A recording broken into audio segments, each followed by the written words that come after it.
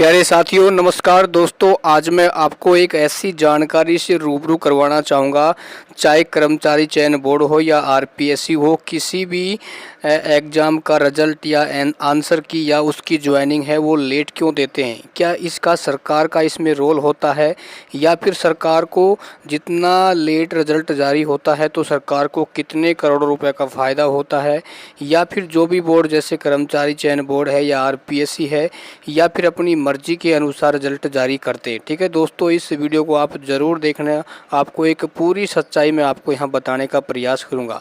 देखो दोस्तों, पहले अपन यहाँ एक छोटे से एग्जाम्पल के तौर पे समझने का प्रयास करेंगे।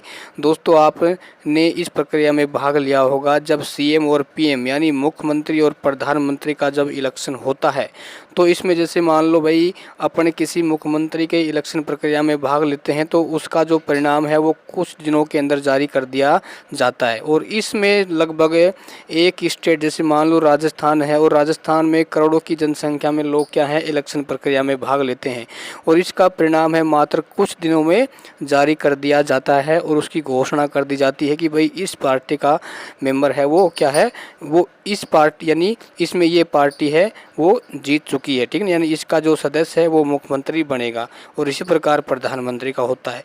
लेकिन साथियों, आप ये बताओ, जब कोई भर्ती प्रक्रिया होती है तो उसमें क्या है, भाग लेने वाले स्टूडेंटों की संख्या है चंद लाखों की संख्या में ही होती है।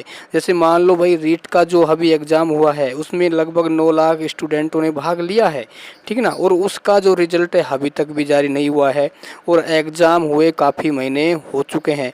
क्योंकि आज का जो युग है वो कंप्यूटर का युग है। जब आप OMR सीट को एक बार कंप्यूटर में डालते हैं तो 1 मिनट में लाखों की संख्या में स्टूडेंट की जो OMR सीट है वो चेक हो जाती है।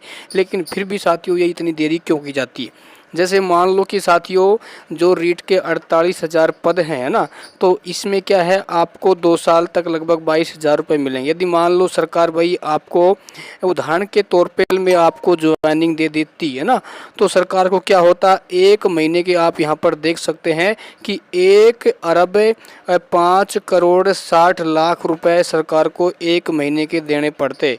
और इसी प्रकार जैसे मान लो सरकार इसको जितना लेट जारी करती है तो सरकार के खाते में रुपए है वो बिल्कुल सेफ बच जाएंगे। देखो दोस्तों, ऐसा नहीं है कि सरकार आपको ज्वाइनिंग नहीं देगी, सरकार आपको ज्वाइनिंग देगी।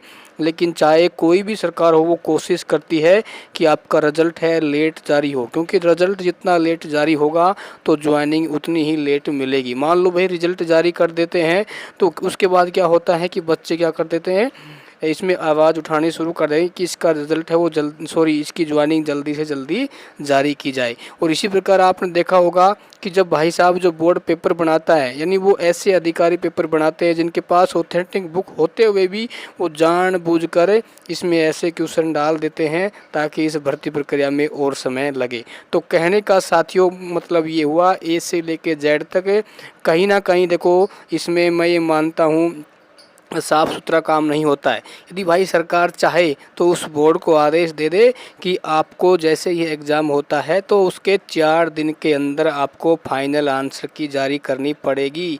ठीक है ना, और उसके 10 दिन बाद आपको जो रिज़ल्ट है वो जारी करना पड़ेगा, और हम आपको मात्र 45 दिन के अंदर ज्वाइनिंग दे देंगे। क्योंकि दोस्तों दुनिया में सब कुछ काम हो सकता है ना, क्योंकि आज का युग है वो कंप्यूटर का युग है।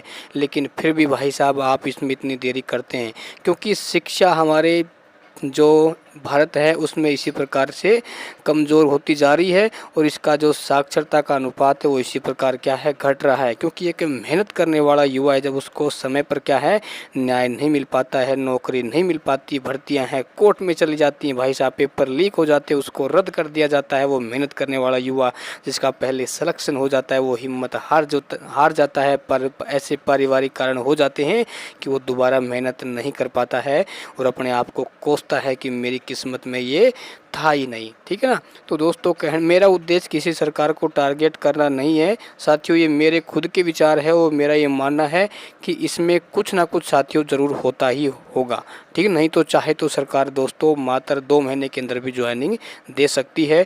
और ये चाहे कोई भी सरकारें हों, यदि एक नियमित कैलेंडर बना दे कि हम आपको मात्र 45 दिन के अंदर ज्वाइनिंग देंगे, और उसके बाद जो नई भर्ती है वो 4 महीने के बाद आपको नई भर्ती हम का नोटिफिकेशन जारी करेंगे। यदि ऐसा होता है तो फिर चाहे कोई सा भी प्रदेश क्यों ना हो, उसमें बेरोजगारी का जो आज दलदल फैला हुआ है वो बिल्कुल समाप्त हो जाएगा और मेहनत करने वाले युवाओं को ज़रूर लाभ मिलेगा। दोस्तों, आपकी क्या राय है?